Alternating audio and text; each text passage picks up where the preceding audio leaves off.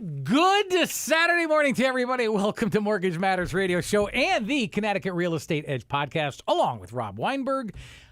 I'm Gary Byron. Well, Rob, nice to see you today. Good morning. How you doing, Gary? Great. A nice haircut. Look Thank at you. you. You're ready for summer. It's like, here we are now. Officially, we're in July.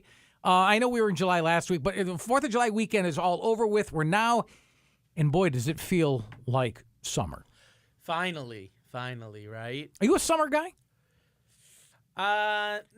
Fall I like. Summer just sometimes gets a little bit too uncomfortable, you know? Well, now, I mean, it's soupy. You got dew points in the seven. Oh, man, it's just temperatures in the mid-90s. I don't like the high humidity and all that. When I've been out to the West Coast in the summertime, and it'll be over 100 degrees, feels worse here at 80, 85 than it does out there at 105. You're not the only one that's told me that. But I know you grew up in Florida, so I thought maybe this would this weather that we're having.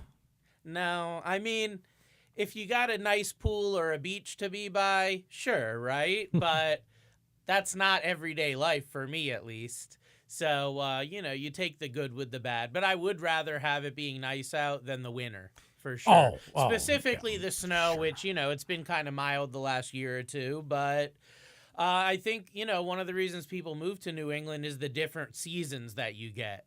True. Just the difference, because down in the South, you don't get that differential. It's either hot or really hot or crazy hot. Those are the levels. I got to tell you, though, I did a gig I owned a company. I think I've explained. I was a mobile DJ. I owned a company, and I did a New Year's Eve in, I flew into Melbourne. Vero Beach, Sebastian, Florida. I don't know if you're familiar with this area of the state. Okay. And I did a New Year's Eve for Disney Properties in Vero Beach. I don't even know if they own it anymore, but it was the year 2000 into 2001. And we had a great time, and the people that were hosting me, we went camping in Ocala National Forest. And let me tell you something there, my friend. I didn't bring a jacket with me. I regretted it because it was right around freezing. Well, yeah, at that time of year, I could see it being in the evening especially. Oh. It can get cool. Definitely cool. But that's why a lot of people leave during the summer. They leave Florida, they come up here for the summertime because it's just oppressive down there, Even my parents, they live down in Hollywood, Florida, near Fort Lauderdale. They're traveling right now the Northeast and whatnot just because it's a more comfortable temperature. They try to leave when it's Speaking of which, are you going on vacation this summer at all? Yeah, I got a trip planned up to York, Maine here nice. in a couple of weeks. Good. So that'll be nice. But for the most part, keeping it local. Okay. Doing the fun sites and things around the state of Connecticut. How often do you get back to Florida? I try to go. Last year I went twice. Wintertime? So, I would say, typically wintertime. I used to always go in December. I would just leave Connecticut around December 5th, 6th, and I wouldn't come back till after the New Year. Your wife from down there too? Before I was married. No, she's from New Jersey. So, we try to stay local most of the holiday now, especially around New Year's. Hanukkah, Christmas, that whole time. Mm-hmm. But generally we'll go down at least once in the winter. July and August in real estate. Generally or historically, a popular time, I'd say it's year by year. If you just say generally, I would put it more on the slower side because this is the time of year, July and August, when people vacation. People that are trying to buy a home by the fall, they're already under contract by August. If they're not, they got problems, right? So I had a really, really busy June this year. June and July, really, but June was extremely, extremely busy. Well, that's good. Because, again, people kind of gearing up to close on their home, getting ready, the timelines we've talked about, the seasonality, all that stuff. So I found, more May, June, July, and then once we hit July to August, especially, mid-July to August, a lot of those people, they're out of the market at that point. They're already under contract on a home and whatnot, so it does get a bit slower. The exception to that will be during like a refinance boom like we had a couple years ago. A lot of people try to refinance during the summer because they have home improvement projects to do. They have work and stuff, and it's like the only time when maybe they have a little bit of downtime to gather paperwork and things, but that hasn't been in a year Does or two. it pick back up in September, October? It does. It does, because you start having the people go, okay, it was my New Year's resolution to buy a home this year, or I've been on vacation the last 2 months. Now it's time to get in gear. So we see an influx of pre-approvals and new applications. I would say like early September, early to mid-September. Do you think the interest rate will change come September, October? Will it go higher, lower, or Gosh, both? That's a loaded question, man. It's going to be both, because it's going to go up, it's going to go down, and it's going to stay, stable. And we'll be, diving into that here. That's what's leading me into it. The Fed has already said they've come out and said they're going to raise rates. Well, I don't say whatever they say. Go look what they've said for the last 5 years. Like, they normally don't even know what they're doing. So they'll tell you we're doing this, and then they don't do it, or they do something different. So, they've said, like you mentioned, they're going to raise rates. We've seen a huge, I would even say a ferocious increase in interest rates in the last couple weeks. We really have. So, the rates are going to be up and down. That's not what the buying a house is based on. Is it the right time for you to buy a home? Can you afford the home? Like, that's really where we want to focus, because if you go with the doom and gloom of the media, and if you really focus on, well, is this a good time to buy, and is the rate going to be right, and is it going to go higher or lower, you're never going to buy a home. You're going to be the guy that called me in 2019 and said $350 was too much for a house that just resold for $525 because he thought it was too expensive. You don't choose as a homeowner or home buyer whether it's too expensive or not. The market dictates that. So rather than thinking you have it figured out and trying to figure it out, just deal with the professionals. Work with that wealth team that's on the ground, boots on the ground every day in the market. They'll be able to give you way more information and knowledge than you will thinking based on the I news agree or with media. that, except there's one thing that you said that's not necessarily 100% accurate. As long as you talk about the volatility of the interest rate. True, you're right. But the price of the house, because the price of the house is deceiving. The price of the house keeps going up. Well, but you could see to what you're saying, but the price of a house right now, just because they're listing it at, let's just say $350, doesn't mean it will necessarily sell for $350. I agree. It could sell for $410. The question is, what's your offer? How much are you comfortable paying for the house? Can you afford the monthly payment? Forget the rate. We're not even going to talk about the rate. Can you afford the monthly payment or not? Well, monthly payments, but you have to factor in the rate because that's part of the monthly payment. $2,500 a month, for example. Can you afford that or not? If the answer is no, I don't care if the rate's 2%. You shouldn't be buying a home. If the answer is yes, then I don't care if the rate is 9 or 10%. You can buy a home. Okay, you can.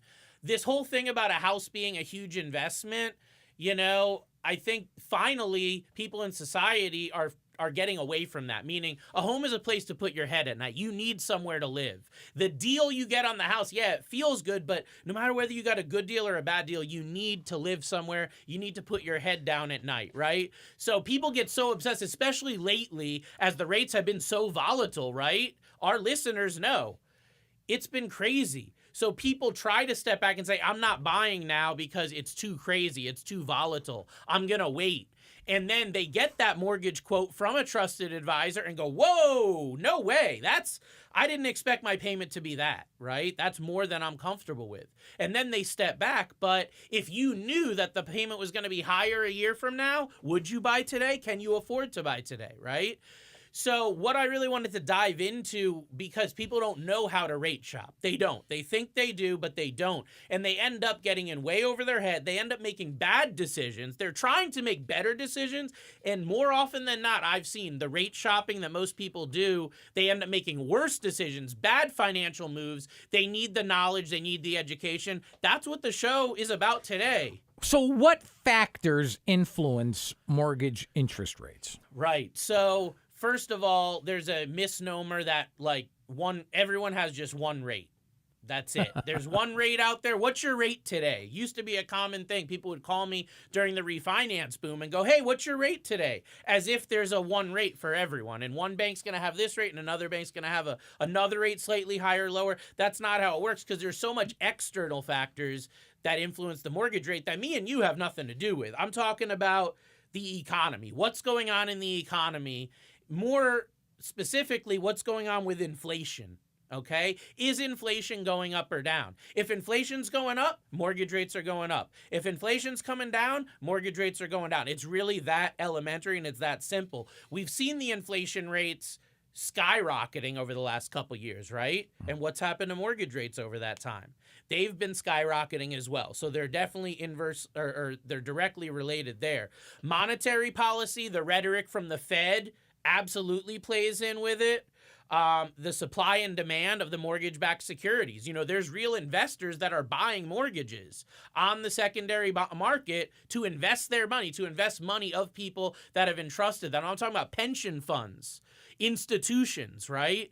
These huge multi-billion-dollar companies, agencies, platforms that are investing money in this, and they're willing to pay a certain amount. So how much they're willing to pay or not pay influences those factors of what's going to happen to mortgage rates. And the mortgage rates don't directly correlate with the 10-year treasury, but people say, like, how can I track mortgage rates as a consumer, right? You really can't, but the closest way you can get is looking up the 10-year treasury yield, because the 10-year treasury moves inversely to mortgage rates. So if you see the 10-year treasury yield is up, mortgage rates could be down. If you see the 10-year treasury is down, mortgage rates can be up. It's like, it's an interesting concept. It's confusing, but basically at the end of the day, you know, you really want to be in a position where you've got a team of experts that you trust to help you through this, right? How do lenders even come up with their interest rate? Is it hinged to the Fed? Because I know you and I have spoken in the past where the interest rates on mortgages is different from what the Fed set. But there's got to be somewhat of a link. Well, yeah. So the Fed, like, dumb it down. The Fed is creating what the rate is going to be that banks borrow money overnight. Okay, so if the Fed is lending money out, let's say at 5.25%, the bank has to lend that money out at a higher amount than because they've got to make money to create too, a spread, right? So that's why, I mean, usually the spread is only like 0.75 of a point. But right now, the spread is, I've heard, the highest it's been since the 1980s because there's so much uncertainty. So you're seeing like federal funds rates like around 4.75 to 5, but you're seeing mortgage rates that are like 7, 7.5 in some cases. Why such a big spread? Because of the uncertainty we're talking about. But as far as the specific factors that lenders use to price mortgages, we call it in the industry mortgage pricing, right? That's what it's referred to as. And the loan program will dictate that. So like FHA loan versus a VA loan versus a conventional loan. All of those may have a different interest rate that they're offering to the same person. The credit worthiness, of course. Someone with a 750 score is likely on most loans going to get a better interest rate than somebody that's got a 650 credit score. So the credit worthiness, the term of the loan, a 15-year loan term almost always is going to get a much better rate than a 30-year loan term. Okay, again, less risk. For the mortgage company. The loan to value, that's how much equity do you have in the property. The person putting 30% down generally would get a better interest rate than the person putting 5% down. Again, less risk, more skin in the game. The property type, condo versus single family versus multifamily, you know, as you kind of go down, there's more and more risk. So a single family home is the lowest risk property for a mortgage company. Then I would go with condo and then a multifamily property, 2, 3, 4 unit property. Like a duplex or? Duplex, triplex, or fourplex. The more units, the more risk, okay? And on conventional loans and FHA loans generally, as well as VA, 4 units is the maximum. So that's where you're at there. The property use, that's the last one I'll touch on. How are you using the house? Are you going to live there as your primary home? Is this a vacation home? Is this a rental property you're putting on Airbnb? Or is this an investment home where you're never even going to be there, maybe just to collect rent here or there? Other than that, you're not involved in the house. It's all tenants living there, right? So the lowest risk, best rate is going to be primary home. then second home, and then investment properties. I will say that lately, because of some of the changes that have been made on conventional loans, second homes and investment property interest rates are like almost identical right now. They didn't used to be that way a couple years ago, but because of the increase in people renting their homes out on vacation rental sites and things, there's people understand that. The investors are wise to that, and they're looking at, if you've got a second home now, they assume that you're going to rent it out when you're not there. Are there different types of interest rates out there, and how do they come up with them? I mean, how do they determine one from the other? Yeah, so the main types of interest rates are going to be the fixed rate versus the adjustable rate, or the ARM. Well, what's the difference? The fixed rate is going to be a constant rate through the entire term of the loan, 15-year, 20-year, 30-year, whatever. The interest rate's never going to change. In contrast, an ARM loan, it offers a fixed rate for just a certain period, usually a short period, anywhere from, I would say, 1 to 7 years is average. I've seen ARMs as long as 10 years, but generally 1 to 7 years. The most popular right now, I would say, is like a 5-year or a 7-year ARM, because you get a rate locked in for 5 or 7 years. The average homeowner only keeps their mortgage 3 to 4 years, so it kind of gives you a good opportunity to see, like, how long am I going to stay in this home? Are the rates going to go down? Maybe I'll refinance in 2, 3, 4, 5 years before that rate adjusts. That can be a good move, for some people. But the interest rates generally have to be a bit better on an adjustable to make it worth the risk, right? So if a fixed rate is at 6.5% and an adjustable rate's at 6.25%, is it worth the extra risk just to save a quarter? For many people, they'd say no. Okay, some would say yes, but back when I sold a lot of ARM loans, back in the early 2000s, these were really, really hot products, and I will tell you that the people that took the ARM loans, it was because the interest rate was significantly lower. Anywhere from 0.75% to 1%, even 1.5% lower. So I would give them the option, hey, we can do a 30-year fixed at 5.5%, or we can do a 3-year adjustable rate that's fixed for the first 3 years, and the interest rate on that is only going to be, say, 4.75%. Which one do you prefer? And then we would kind of go through the pros and the cons. Obviously, some people made bad moves. They didn't take a long enough adjustable rate, and they got into trouble. That's why right now, 5 to 7 years is what I see.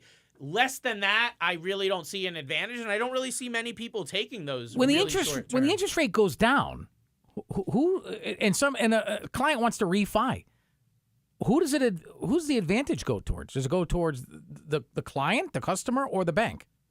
I mean, it just depends on their scenario, because someone refinancing from 5.25 to 4.25 is different than someone refinancing from 6.5 to 6 1/8, right? They both can save money, but it's all about you and what your financial goals are. Some people have told me, I will not refinance. $200 a month is not enough. That's not enough to make it worth it for me. I've had other people gladly and happily refinance for $75 a month, and it's life-changing. Yeah, that's silly. It's silly to you, but not for everyone. But why would a bank? What's to the advantage of the bank if you refi? They're taking money out of their own pocket. But it depends who you use for that refi. You're just assuming you call the bank. Most people, that's one stop on their list, but why not call a local mortgage advisor? Why not call a credit union? Why not look at these other options of places to get a loan? Right? It's not just taking money out of your bank's pocket. It's where can you actually put money back in your pocket. So then how can borrowers ensure that they're getting the best interest rate when applying for a mortgage? All right, so I would say first and foremost, if you want the best rate, you got to have the best credit. So that's where we really got to start, is making sure you're improving your credit score the most that you can.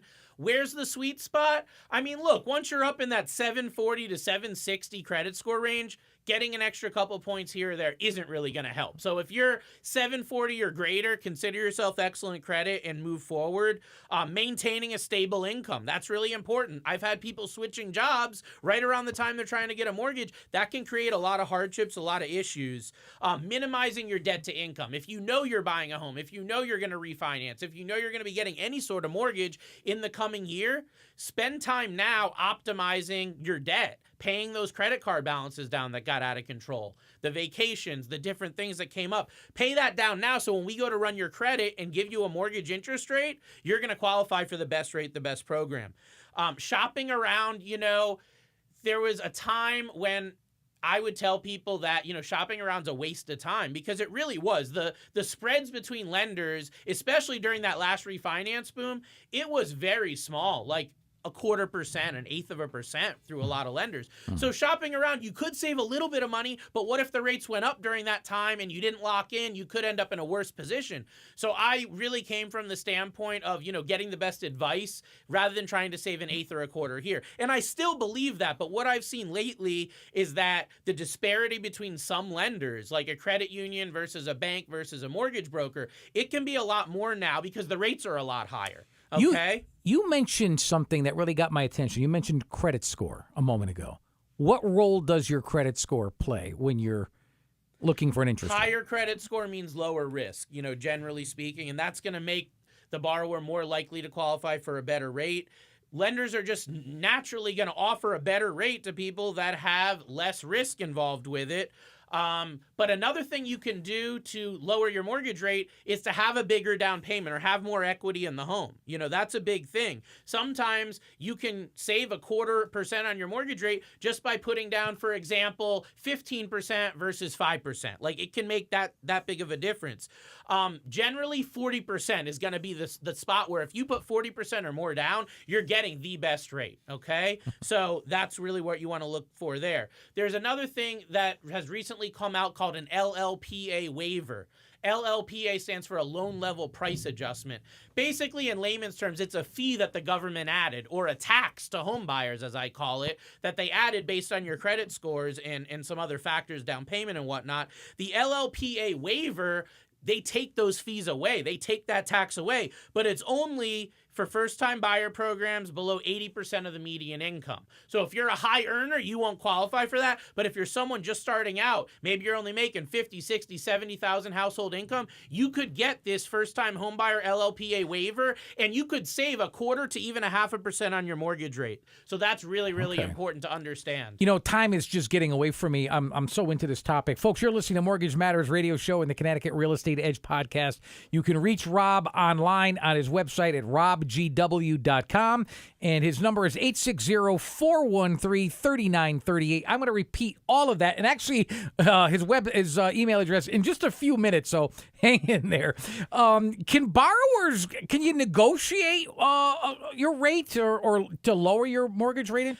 Yeah, so I think the term negotiation maybe is the wrong term to use. Like, is there flexibility with the rates? Okay. Yes. Is there ways to manipulate the rates in? Well, you said the higher your favor? Credit score is. So. Yeah, I'm more talking about playing around with different combinations of points, down payment, different terms of the loan to see if it makes sense. So, like, I've had clients come to me that are well off financially that go, hey, you know what? I've got this extra money and I want the lowest rate. Does it make sense for me to pay 1 point or 2 points to lower the rate? And we can look at that scenario, to lower the rate the way that they want it and see how long is it going to take to break even on that lower rate, right?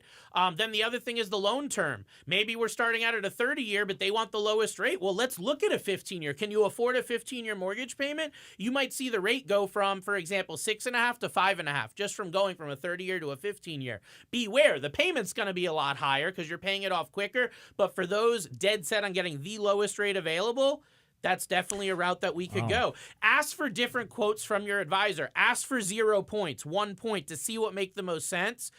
And we talked about shopping around. You don't need to go crazy, but talk to like 2 lenders, that are well-respected, trusted, local, that really have your best interests at heart. Don't waste a lot of people's time. I had someone call me yesterday that on their credit, I saw they were talking like 8 lenders. That's a complete waste of time. It really is, because a lot of people are putting a lot of their knowledge and education and the time that they've learned how to do this into helping you. So if you're going to waste all those people's time, it's just, you're not going to look good. Okay. And you are going to burn a bridge if you have to go back to them later on. Mortgage broker, when it comes to shopping around, there's one place where I love having the ability to broker loans because I can shop you with different banks.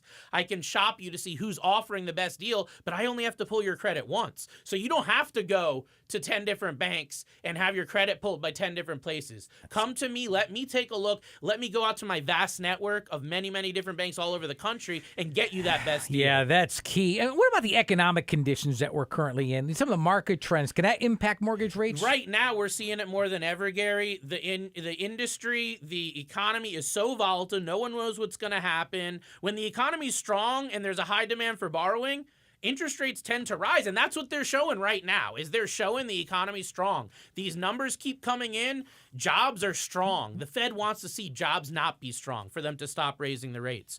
So when we see economic downturns like recessions, and when there's less demand for borrowing, that's when we see the rates come down.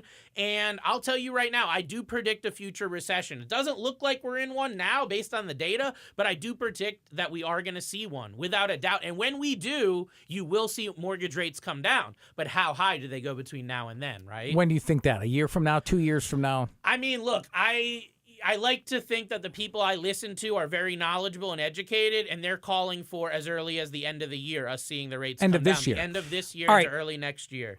In 1 minute's time, any tips that you can offer, some strategies? I know we're short on time, but I want to get anything I can from you here. Yeah, I would say, if you're buying your first home, marry the house, date the rate. You're only buying the house once. Be careful with that, and don't get too wrapped up in what rate you get. It's a win-win scenario. If you lock in now and rates go up, you're locked in. You're okay. But if you lock in now and rates go down, we can look at that refi 6, 12, 18 months from now. Can you afford the payment? That's the biggest question you got to ask yourself. That's the most important thing. Detach yourself from the emotions of having a high rate or a higher price on a home. Can you afford it comfortably? That's the key right there to making sure you get the best deal on the mortgage. Right. So because nobody wants to, lock themselves in for 30 years at a fixed rate and then only to have a month later, they could have gotten a point, a percentage and a half. It's the same less. thing as buying a pack of gum at the store for $2 and a week later it's $1.50. No, it's not the same as that, man. No, nice try though. Well, it is though, because you can do the mortgage over again. You can, but you not that only quickly. buy the house once. Not that quickly. You're not going to, next week, no. But we're going to be monitoring it over time. My clients are comfortable and they are happy in the rate they've got because they have the house they love. Folks, you've been listening to Mortgage Matters Radio Show. Let me tell you some ways that you can get in touch with Rob. I'd say start with his website first. Very easy to remember, robgw.com. Doesn't get any easier than that. I do want to give you his email address because I did not do that earlier. It's simply this. It's mortgagemattersradioshow@gmail.com. And his phone number, write this down. I'll say it twice. 860-413-3938. 860-413-3938. For Rob Weinberg, I'm Gary Byron. Thank you so much for listening to Mortgage Matters Radio Show and the Connecticut Real Estate Edge podcast. Until next Saturday morning, have a good one, everybody.